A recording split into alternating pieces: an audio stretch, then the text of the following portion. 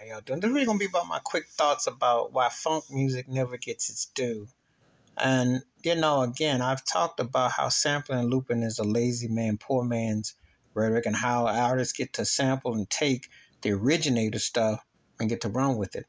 But it boils down to the racism, the downplay of black musicianship, and also the lack of respect for black artistry. Really, it does.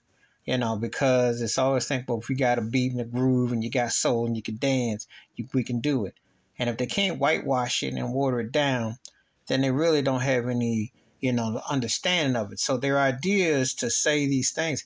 And so they've used hip hop as a way to kind of, I remember watching the Tonight Show a couple times. Nelly was on there and they played Chuck Brown's Bustin' Loose because that's what Nelly got hot and here from. But if you're never taught where the original comes from, you don't know, And I've always said this would never happen where a white act would have to back behind, would get a higher band to get behind an Eminem or something. Or, in white acts, they don't have that situation.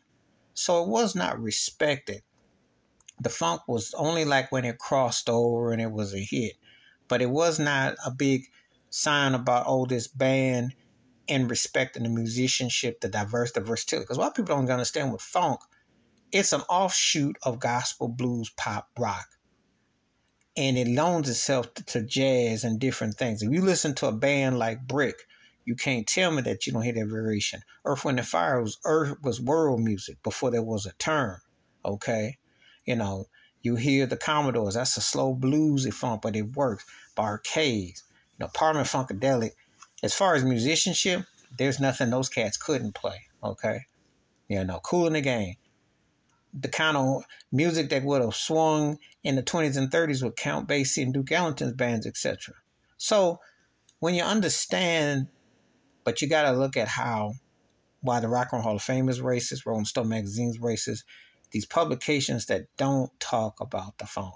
They don't acknowledge the musicianship. They don't acknowledge the craftsmanship, the production, the writing, the arrangements. They don't acknowledge, unless it crossed over. Unless you did like Michael Jackson or Prince or Rick James, who did the funk in there, offshoots of James Brown, but not that deep funk. And James Brown never got his full due either.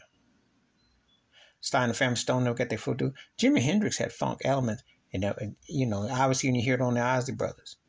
And I can name others, It's a lot of funk that's involved that because it's either scared white folks, they wanted it watered down, and they wanted it to be accepted when they wanted it.